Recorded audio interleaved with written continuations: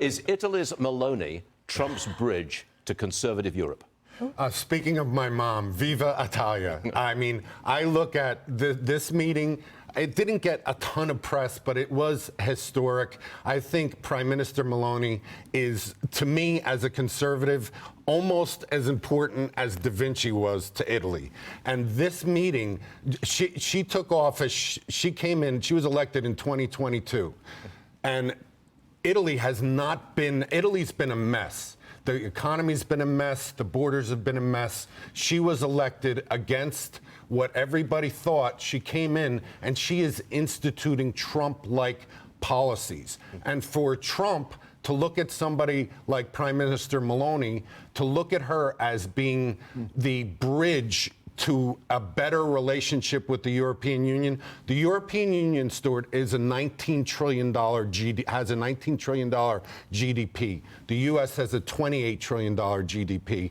This is going to bridge the gap, and hopefully other countries, Spain, France, will come on board, and we will have a more conservative Europe. I've got to talk to you about Apple. They need to finish, the stock needs to finish above $264.62 per share. Hit that mark, and they're a $4 trillion company. You think they can get there? I remember, Stuart, being on this set and talking about Apple before it hit $1 trillion. And we thought that that was a big number. Now $4 trillion. I think Apple is going to hit $4 trillion just on this melt up that we're seeing.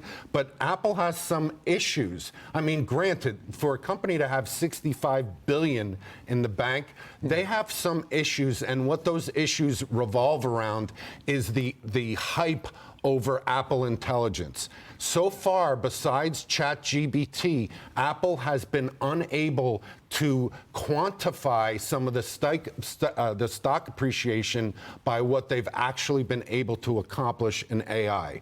They're also having some headwinds in China, with Huawei is the leader, and they're not picking up as much of the market as they need to justify moving above $4 trillion. But you think they're going to get to 264? I think they're going to get it just on the hype, but anybody who's in Apple, and I'm in it, anybody who's in Apple who thinks it's got much above this, until they start delivering on this AI, you're not going to see much more momentum beyond this. Jeff Sica with a beard. We'll take it. Thank you very much. Seriously, good to see you.